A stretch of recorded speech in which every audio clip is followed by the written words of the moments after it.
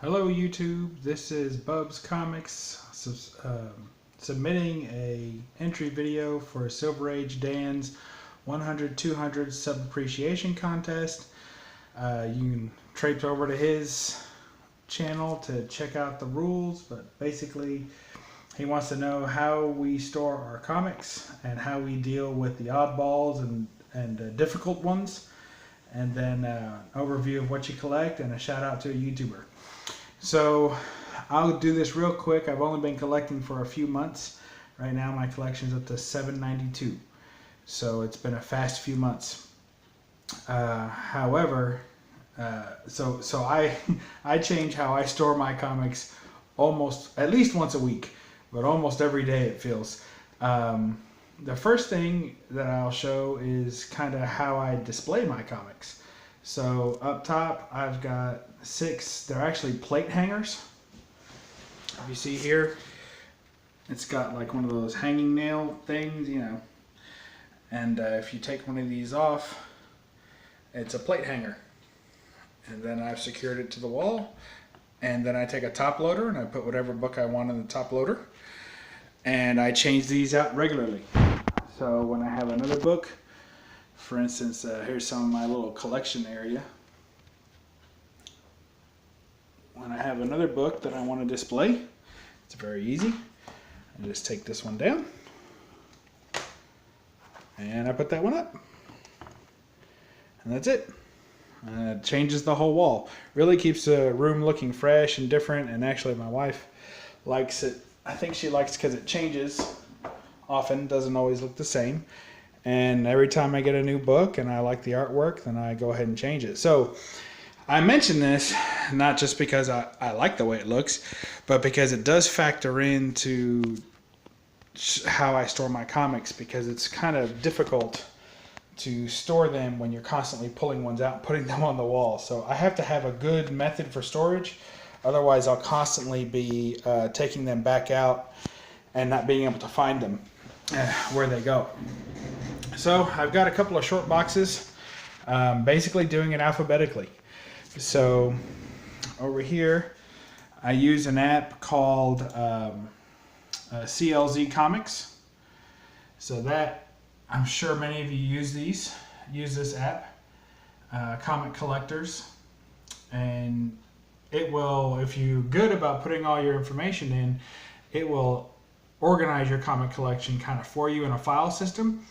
So I find it easiest to just put all my comics in here, organize them in here, and you can choose which way you want to organize it as well. So for me, I just go alphabetical, because right now there's a lot of random bits in there and some long runs and some short runs, and it's easier just to keep it all alphabetical. So that's what I do. So here's a short box. Now this gets tricky, because you might say, oh well, you know, he's opening his first short box, so chances are if it's alphabetical it'll be something, you know, starting with an A or a number. But the first thing you'll find is an X-Men comic. How the heck did that happen? Well, because it's the Astonishing X-Men, and the computer doesn't say, oh, that's an X-Men comic, so I'll just put that with the X's. No, it says Astonishing is the first letter in the title, so my Astonishing X-Men run is all there. I know y'all like to see that flipping. Batman Shadow. So here's another issue.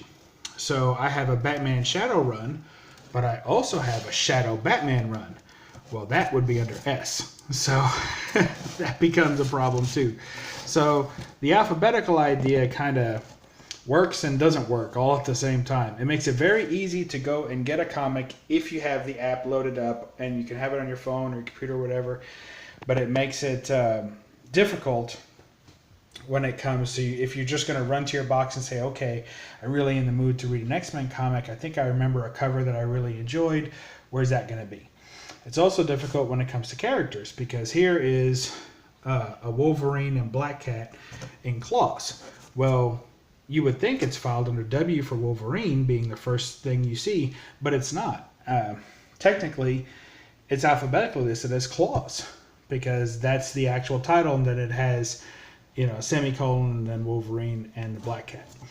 So, like I said, it's a work in progress, but this, after trying so many different things, this turned out to be the easiest and best way to get it all organized to where I could go back and read it. One of the other reasons that I do it this way is because as a reader, I am collecting everything I read, but I'm also reading them. And I don't like to read them out of order. So what happens with that is that I end up with a lot of books that I haven't read yet that are scattered across several different runs. Another time that this system comes into being difficult is here is an Excalibur number 71. It's got the hologram cover on it. It's a beautiful book. And it's part of the Fatal Attraction storyline where Wolverine loses his adamantium. Well, I haven't gotten there yet. So at one time I had all the Fatal Attractions stuck together. So what do you do with runs that are, with story arcs that go through different runs? Do you file those separately, alphabetically? And when you get to that point, how do you know when it's time to pull what book? So it gets very difficult. Now the app will show you story arcs. So you can click on story arcs, and if you know the name of the story arc you're looking for, it'll actually tell you which book is which part and which ones you have and what's the reading order for that story arc, which is very nice. But again, you kind of have to know. So when I get to a book and I see something like that at the top where it says, or Fatal Attractions finale, I'm like, oh, wait a minute, I better not read that. Let me check the app and see if I have any other books that go before that in the story arc. So definitely not a perfect system by any stretch, but oh well, we're giving it our best here for sure. So I have a couple of short boxes, a long box. I kind of decorate my boxes a little bit. That's back when I was organizing them by character. So that's not really happening anymore because the characters got out of hand. So it was just too tough to do it all. Then I was organizing them by publisher. That didn't work either. So alphabetically is the only way that I could figure to work it. And like I said, when you pull one out every now and then to do the wall, it's easier because now I know where to put it back. And whatever I'm reading currently, I just leave on the desk and hope it all goes to plan. So back to the contest here. What else do we need to do? Oh, that's what I collect is mostly Wolverine comics and storylines, and I like James Bond as well. The Dynamite series by James Bond. I like some Hulk, but really only when it intersects with Wolverine. And my son and I both like Batman, so we collect some of that. And that's about it, really, so far. Just working on completing my full Wolverine run. Trying to get from first appearance all the way to what would be the upcoming series. So I'm skipping some of the characters that took on the mantle in between, but that's about it. Everything else I want to hold on to. That's a nice piece there. The other thing that he wanted was to give a new YouTuber shout out. I don't really have one of those because I'm a new YouTuber. I just got on here about a week ago. So I only have just a couple of followers, or subscribers rather. And so I don't really know. I know that there's a couple that I've been watching. I like, of course, We Love Comics and Silver Age Dave and several others. But most of those are pretty well established YouTubers. I haven't really found any that are as new at it as I am. But if any of you are out there, feel free to sub up, and I'd love to sub you back, and we'll trade some more of these newbie secrets as we discover, get some fresh eyes on it. Look at that Enterprise, by the way. Holy moly. That's beautiful. That's nice. That's hand painted. Anyway, that's my subscription video. Good luck to all the other entries. And but honestly, I hope I win.